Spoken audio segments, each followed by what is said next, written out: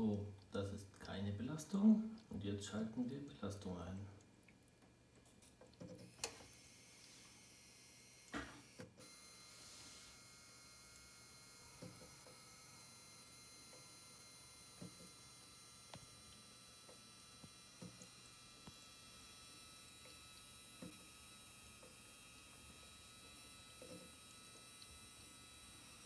Und lasst wieder aus.